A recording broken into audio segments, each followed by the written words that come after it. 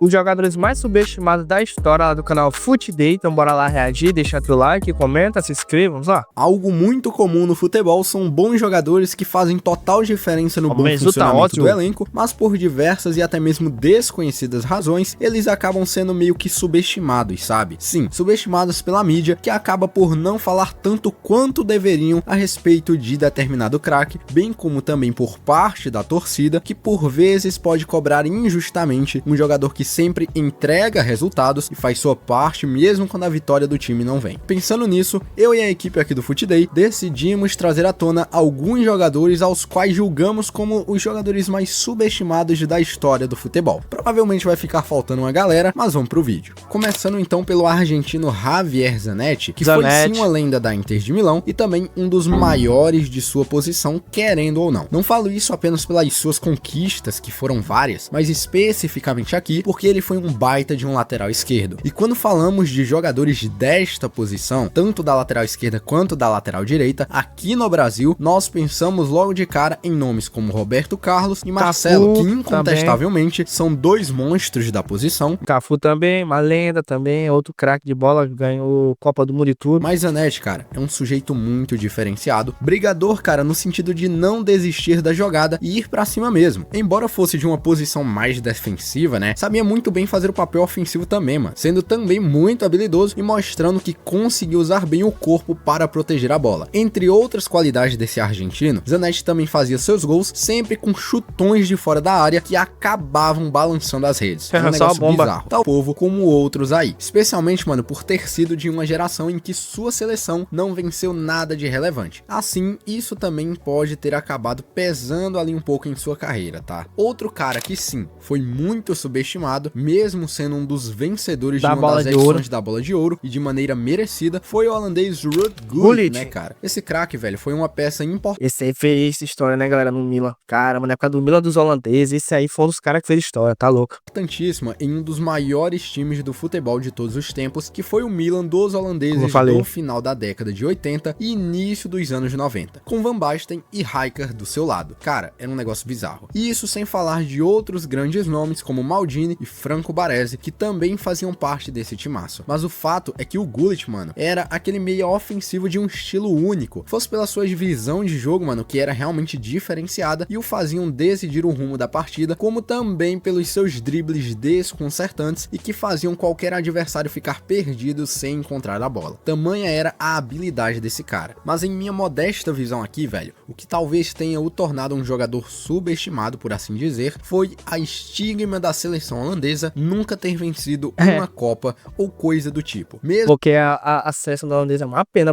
a seleção da holandesa já teve muitos craques aí na história que jogaram muita bola pela seleção da Holanda, mas nunca ganharam uma Copa, pô. A Holanda é uma seleção que sempre tem craque, como eu falei antes, mas nunca chegou nem uma final, não, né, chegou uma final da Copa, mas nunca conseguiu uma Copa do Mundo, então é complicado, né, essa seleção da Holanda. Mesmo que ele tenha sido um cara fundamental na conquista da Euro de 1988, o único título oficial da Holanda, pouco se ouve falar no Gullit, especialmente quando o compararmos... Essa aí eu nem sabia que a Holanda tinha esse título aí, nem sabia. Com outros craques e outros companheiros de sua seleção e também do Milan, como o próprio Rijkaard e o Van Basten. Mas de fato, o Black Tulip foi um genuíno camisa 10. Ainda falando de jogadores holandeses aqui nesse vídeo, Marco Van Basten é mais um daqueles que entra nessa lista, e talvez você que o conhece um pouco melhor deve estar achando que eu sou louco por estar colocando ele aqui, mas cara, acredite, ele era realmente muito bom e muito subestimado. E pelo fato de Van Basten não ter tido uma carreira tão longeva devido às suas lesões, que inclusive, mano, chegou ao ponto de o próprio jogador afirmar na mídia que em certo momento ele sentia grandes dificuldade de andar, outros fatores como também ter se aposentado tão cedo e não ter conseguido mostrar muita coisa de sua capacidade. Ó, galera, só pra vocês terem noção, galera, o Van Basten, ele se aposentou com 26 anos, tá ligado? Foi 28 anos, ou seja, ele não chegou nem aos 30 anos jogando futebol. Então, nesse decorrer, ele ganhou muitos títulos, pô. Ele parece que não tem nada, ele ganhou, foi 3 bolas de ouro e ganhou 3 Champions. Então, tipo, antes dos 30, ele já ganhou esses bandos de títulos aí, que vários jogadores aí que são muito bons, chegam ao final da carreira e não ganham nenhum desses títulos. Então, tipo, o Van Basten zerou futebol antes dos 30 anos, né, pode-se dizer assim. Então, o cara era magnífico, né, e tal, o que ele fez nessa época aí do Milan e tal. Isso, mano, acaba gerando dúvidas em algumas pessoas que constantemente o subestimam. Mas sim, ele foi isso tudo mesmo. As 3 bolas de ouro que ele venceu demonstram isso, sem contar outras conquistas de sua carreira. Ele facilmente está no top 10 ou mesmo no top 5 de maiores jogadores do futebol de toda a história da seleção holandesa. Um camisa 9 nato, de muita habilidade, velocidade, estando sempre bem posicionado e com um chute certeiro que quase sempre resultava em gol. Não é à toa que o cara tem mais de 300 gols aí na carreira. Aí, cara, isso fez desse cara um craque único, tá? Como seria bom se ele pudesse ter tido um pouco mais de tempo jogando futebol, mesmo que não fosse num altíssimo nível do qual ele era acostumado. Isso porque ainda seria um espetáculo tê-lo visto em ação por mais tempo, mesmo com as suas lesões. A pena, mano, mesmo. O próximo porque, pô, até doido isso. Hoje em dia o jogador de futebol chega até 38 anos jogando bola, ou seja, ele teria mais ou menos mais 10 anos de carreira, né? Se não fosse as lesões que fizesse com que ele acabasse se aposentando e acabasse atrapalhando tanto a carreira futebolística dele. Então é uma pena, pô, uma pena que o Van Basten se aposentou tão cedo. Tinha muito futebol aí pra mostrar pra gente aí, 10 anos aí na frente de carreira, se não fosse as lesões que tivesse feito ele parar de jogar, né? Mas é isso, mano, é isso.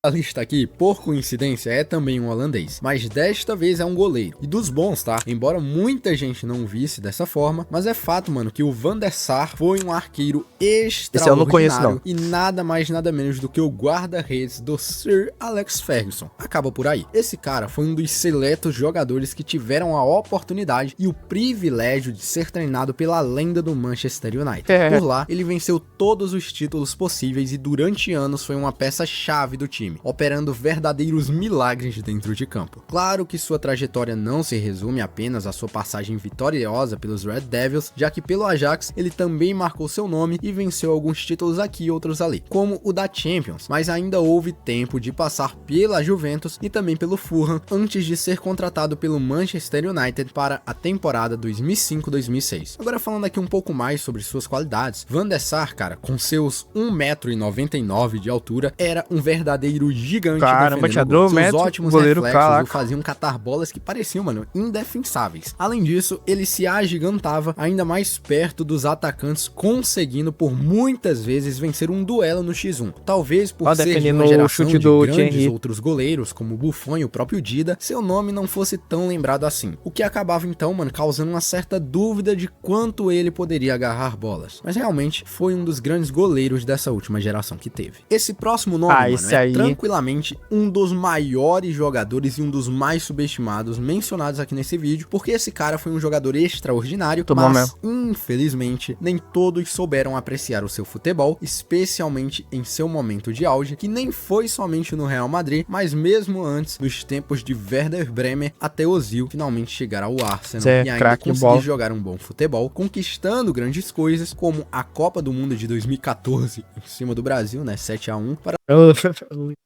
não. Tem mais de 7 anos, mano. Só depois de algum tempo as coisas realmente começarem a desandar. O Ozil, mano, era um cara muito diferenciado, com boas arrancadas, conduzia muito bem a bola, era difícil de ser derrubado e ainda colocava a bola em qualquer outro lugar do campo, onde ele bem quisesse. Foram realmente uma pena aqueles seus últimos anos no Arsenal por ter ficado escanteado no time, quando ainda talvez ele pudesse ter rendido muito mais e consequentemente ter ajudado o time sob o comando de Mikel Arteta. Como já se sabe, né, velho, as coisas realmente não deram certo dessa maneira e um jogador cerebral como Ozil acabou tendo sua carreira ofuscada por essa e outras razões. Mas no meu ponto de vista aqui, isso não apaga o que ele conquistou e construiu dentro de campo, me fazendo ter boas recordações do futebol após os anos de 2000 em seus tempos de Real Madrid e... O Ozil no Real Madrid jogava muita bola. Até hoje eu não entendo por que o Ozil saiu do Real Madrid, mano. Ele tava jogando muita bola. Não era tipo assim, ele tava jogando ruim, por isso o Real Madrid vendeu ele. Mas não, tipo, ele tava jogando muita bola e o Real Madrid foi lá e vendeu ele mesmo assim. Mas aí, estudando, ele foi pra Arsenal, né? Depois do Real Madrid. E jogou muita bola no Arsenal. Até certo ponto, o Ozil jogou muita bola no Arsenal. Na moral. Uma pena que, tipo, ele se aposentou cedo. Ele se aposentou com 33 anos, foi 32 anos. E então, se aposentou entre aspas cedo. Mas era um craque de bola. Eu tive a oportunidade de ver o Ozil jogando bola. O cara era muito diferenciado, tá louco? Na Copa de 2014 o cara destruiu, mano. Jogou muita bola ali também, tá louco? o Mundial de 2014, onde novamente ele ganhou em cima do Brasil, né, cara? E, mano, Dr. Sócrates era um dos grandes nomes da nossa seleção da Copa de 1982, que incrivelmente e lamentavelmente não foi campeã, mesmo sendo tida por muito tempo como uma das melhores ou até mesmo a melhor de todas as gerações e de todas as seleções brasileiras de todos os tempos. Agora falando especificamente aqui desse cara, ele marcou época principalmente pelo Corinthians, mas teve passagens também por outros times, inclusive pela Fiorentina, da Itália e até mesmo no Flamengo. Olha só, Sócrates tinha toda aquela classe dos jogadores dos anos 80. Seus companheiros de seleção, Zico e Maestro Júnior, se colocando sempre muito bem dentro da área, sendo um ótimo batedor de faltas e tendo uma potência incrível de chute, características bem marcantes que o tornaram um jogador bem único e especial, velho. Talvez o que tenha realmente tornado ele subestimado tenha sido o fato dele não ter conseguido grandes conquistas em sua carreira, como por exemplo, títulos de grande expressão. Mas quando falou... E também, ele não deu certo na Europa, né, o Sócrates ficou pouco tempo lá na Fiorentina, né, aí acabou que não deu muito certo a carreira na Europa, mas é uma pena, porque o Sócrates não conseguiu ganhar nenhum título assim grande com a seleção brasileira, é uma pena, porque tipo, era um craque de bola, deveria ter pelo menos ganhado, sei lá, uma Copa do Mundo, né, no decorrer da carreira dele, mas uma pena que não ganhou, mas não, assim, o meu ver não deixa dele ser gigante, o cara fez história no futebol brasileiro, jogou muita bola no Corinthians e tal, então é um cara que fez história aqui no Brasil, na moral. Falamos sobre sua individualidade enquanto jogador, sabe? É incontestável que esse cara jogou muita bola e marcou época, velho. Outra coisa, mano, que o faz muito subestimado é porque ele jogou ao lado de Zico e Maestro Júnior, que consequentemente são jogadores mais lembrados. Mas, cara, pra quem somente assistiu Zico, em tempo real esse homem, foi um verdadeiro privilégio podê-lo ver jogar, pois a fábrica de jogadores como esses acabou fechando e faz muito tempo. Não é à toa como nossa seleção tá, né, meu cara? Outro sujeito muito tá ruim que dói. Ixi, mano. Muito minimizado, se a gente puder dizer assim, é o próprio David Beckham. Mas quanto a ele, na verdade, é bem fácil apontar as razões, tá? O fato é que a fama e o status de popstar ofuscaram bastante a sua carreira como jogador, pois em dado momento parecia ser mais comum ver o Beckham em capas de revistas e programas de fofoca sobre celebridades do que no campo jogando bola. Claro que muito disso se deve ao seu casamento com uma estrela do mundo pop, mas o Beckham, cara, desde muito jovem, já demonstrava seu talento, pois, mano, o Beckham ele veio de uma classe de grandes nomes do futebol inglês, como o Gary Neville, Paul Scholes, todos do United e da mesma geração que Beckham. E adivinhe, David Beckham era o que mais se destacava entre todos esses que eu citei. Sua fase enquanto esteve nos Red Devils foi seu prime, tá? Porque o cara jogava muita bola e por lá venceu tudo o que ele podia. A qualidade que esse sujeito tinha em bola parada para fazer cada golaço de falta e deixar qualquer centroavante na cara do gol, pronto para marcar, era algo genial. Isso pode ser visto em outros momentos, como no próprio Real Madrid dos Galácticos e até mesmo depois, mas quem teve a oportunidade de ver suas atuações no Manchester United, fosse naquela época ou mesmo com os vídeos de hoje em dia, sabe bem do que eu tô falando e concorda que chega a ser injusto duvidarem da capacidade deste homem porque ele é bonito. O próximo da... O cara nasceu com... Deus abençoou muito o Beckham, mano. Até o Beckham nasceu bonito e Deus ainda deu o talento pra ele jogar bola. Então o cara nasceu com essas duas habilidades aí e, tipo, o cara foi muito bom jogador, mano. Ele jogou muita bola no Manchester United, jogou muita bola no Real Madrid, jogou muita bola lá no Galaxy, depois ali no final da carreira dele, jogou mais ou menos no PSG e tal. E na seleção da Inglaterra não tem nem o que dizer, porque o Beckham jogou na Inglaterra, todo mundo aí viu e tal, já viu nos skills dele na internet e tal. O cara jogava na Inglaterra com o de Luke. Então, é um cara que, além da beleza dele, o cara tem muito talento, tá ligado? O cara não era só bonito, o cara era muito bom de futebol, tá doido? A lista é, na minha visão, cara, um jogador genial e que eu gosto muito e certamente o maior nome de seu país, que no caso é a Dinamarca. Então, se você arriscou a pensar aí no nome do Michael Laudrup, né, cara? Então você acertou em cheio. Esse dinamarquês fez parte da seleção que mudou a história do futebol na Eurocopa de 1992, na seleção que ficou conhecida como Dinamáquina. Mas o fato é que Laudrup, cara, era muito bom no que ele fazia. Certamente o mais habilidoso nessa lista aqui. O cara conseguia conduzir a bola de um jeito muito singular, usava muito bem seu corpo e com seus dribles desconcertantes conseguia o êxito que era o gol. Jogou em todos os times possíveis que você pensar aí, como Lazio, Juventus, Ajax, Real Madrid, Barcelona. Também venceu grandes títulos, jogou com caras como Pep Guardiola, Ronald Koeman e Stojkovic. Naquela época, um fantástico Barcelona campeão de sua primeira Champions em 1992 e, como se não fosse o bastante, ainda foi treinado pela lenda Johan Cruyff. Mais um goleiro goleiro. Ainda tem a parada dele ter jogado com o Romário, né? Porque, pô, na época que o Romário tava lá no Barcelona, o Johan Cruyff era o treinador. Então, eu penso assim, né? Que esse jogador aí também chegou a jogar com o Romário, né? Então. Aqui na lista, Casillas mas dessa vez, mano, relembramos então Iker Casillas. Que ele jogou no Real Madrid, levar um nome de maluco por colocar um jogador prestigiado e de uma carreira amplamente vitoriosa como Casillas nessa lista, mas acredite se quiser, esse cara foi sim desacreditado, especialmente após aquele período de ouro que a Espanha viveu entre 2008 e 2012. A forma repentina como ele saiu do Real Madrid para o Porto, logo após a Espanha ter feito uma péssima campanha na Copa de 2014, pode não ter deixado uma boa sensação aí. Embora àquela altura do campeonato, o cara já tivesse conquistado tudo e não precisava provar mais nada pra ninguém. E bom, o que dizer sobre esse goleiro, né, velho? Casillas não foi revolucionário na sua posição, nem nada do tipo, mas sim era talentoso. Mano, eu já vi o Casillas, cara, fazer defesas que mais pareciam edição de vídeo do que tudo. Ele defendia muito bem com os pés e durante o seu auge exibia reflexos que mais tarde o Neuer replicaria e pareciam coisas sobrenaturais. Sem dúvidas nenhuma, foi um dos melhores de sua geração. Foi também durante anos titular e capitão incontestável não só de sua seleção, a seleção espanhola, como também do maior clube desse planeta Terra, chamado Real Madrid. E para fechar com chave de ouro, né, cara? Relembramos então o cara que eu acredito ter sido o mais subestimado dessa lista, não só dessa lista, mas de todos mesmo. No caso, Andrea Pirlo. Pirlo, mano, foi um gênio, um craque de bola e vários outros bons adjetivos que eu possa... Eu só vi o Pirlo jogar bola na época da Juventus, não tive a oportunidade assim que eu me lembro tal, do Pirlo jogar pelo Milan, mas pela Juventus, tu é louco, ele já tava ali já com seus 30 e poucos anos, o cara jogava muita bola, tu é louco.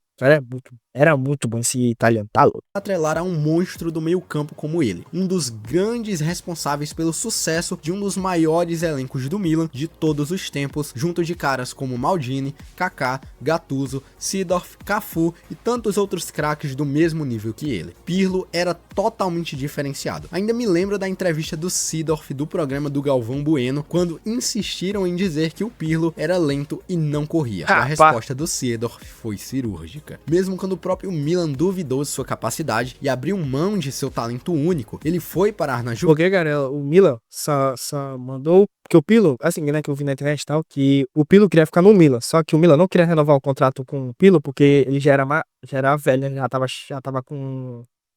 na cara dos 30, né? Aí o Milan não quis renovar com ele. Então ele foi embora, ele foi pro rival, né? Jogar lá na Juventus e tal. Aí ninguém acreditava nele e tal, que o Pirlo já tá com mais idade, tudo, ele não vai jogar lá na Juventus. E o cara foi lá e destruiu, pô, na Juventus, jogou muito bola na Juventus, o Pirlo.